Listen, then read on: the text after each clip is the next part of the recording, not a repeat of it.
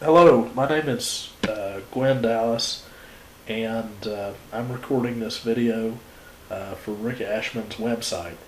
Now, I've moved around a bit in my childhood, and he said on his website as much that if you've moved around in your childhood, that your recording may not be of great value to him because his primary concern is to locate accents geographically on a map.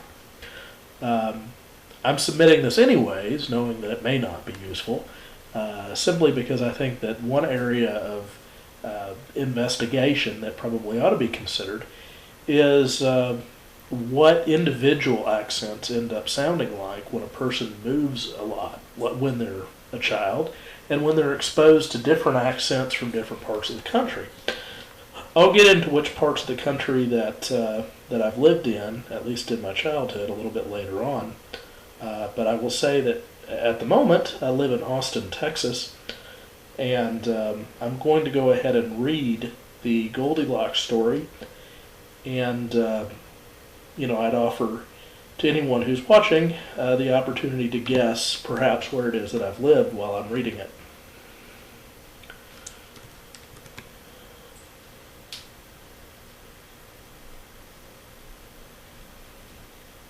And this is the story of Goldilocks and the Three Bears. Once upon a time there was a little girl named Goldilocks. She went for a walk in the forest. It was a lovely day. You never saw a bluer sky. No showers likely.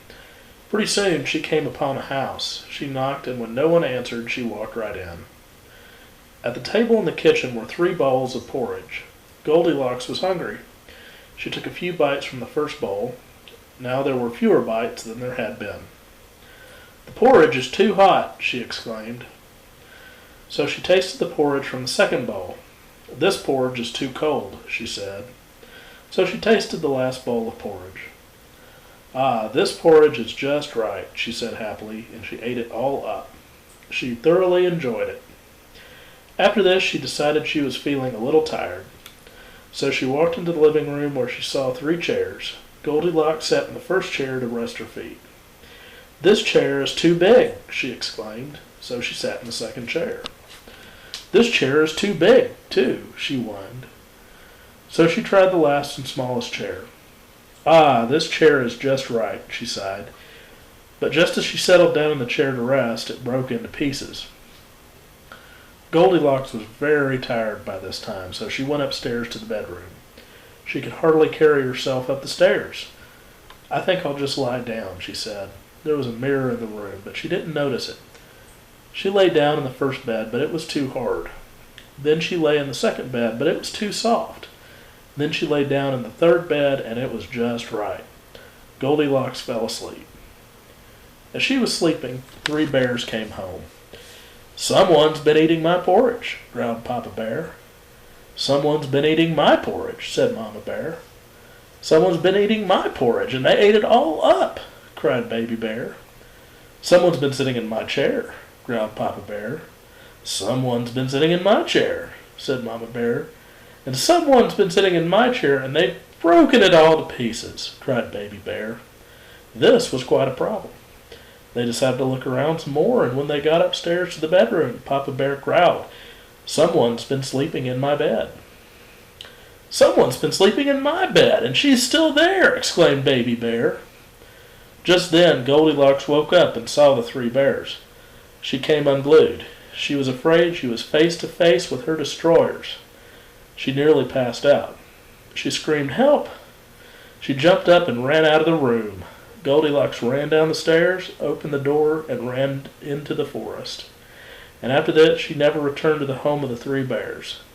But she wasn't even sorry for what she had done. She had a pretty bad time. The end. So that's the story of the 3 bears. And let's see here. The following sentences show a few special sounds and combinations that were not found in the preceding story. I suppose I'm supposed to read these. "I like to watch reruns." "Captain Hook is a pirate." "We must prorate our costs." "The poor man went on a tour that turned into a joyride." Steam was billowing out of the train. That town is situated down the valley. It was a pleasure doing business with you. Put that man on the payroll. Okay, now that's the end of the sample sheet that we were asked to read. Just to review where I've lived in my life, I was born in Memphis, Tennessee on April 26, 1982. At the age of 1, I moved to Knoxville, Tennessee, in East Tennessee. My parents both grew up in East Tennessee in the town of Kingsport. My mother was born there and my father was born in Washington, D.C., while my grandfather was on a military tour. At the age of about 2 or 3, actually it was at 2, because my sister would have been born there, and she's 2 years younger. But at the age of 2, we moved to Lexington, Kentucky. And then at the age of 4, we moved to Pittsburgh, Pennsylvania. And we lived in Pittsburgh for 4 years until 1988. Until 1989. At that point, we moved to League City, Texas, which is about 30 minutes north of Galveston and about 30 minutes south of Houston. And we lived in League City, Texas for 2 years, at which point my parents divorced, and my mother joined the United States Navy. We were stationed in Orlando, Florida from the end of 1991 until about 1993, at which point we were relocated by Uncle Sam to Chesapeake, Virginia, just near Norfolk. And so after living there in the Norfolk area for a couple of years, I moved back to Texas to live with my father in Galveston, and I attended middle school and high school in Galveston, Texas. Went to college in Austin, went back to law school in Houston, and after a round of getting a job, losing a job, getting a job, and losing a job, I wound up here in Austin, where I'm currently residing for work purposes. So that's my life story. Throughout my life, I feel that I've been exposed to many American accents, and just about every place that I've lived, people have thought I've sounded a little bit funny. In Pittsburgh, I remember in the 6th grade, my fellow classmates thought I was from Alabama for some reason, and I was cast in the school play as a farmer.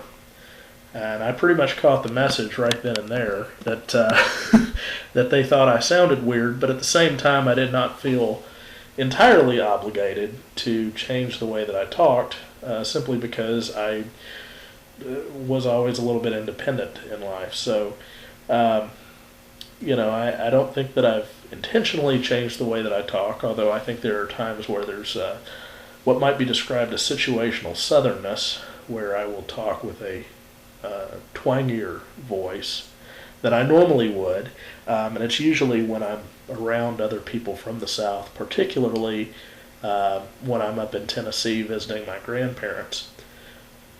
So, I hope you have derived some or any value from this recording. I've enjoyed making it, and that might have been the only reason that I did it.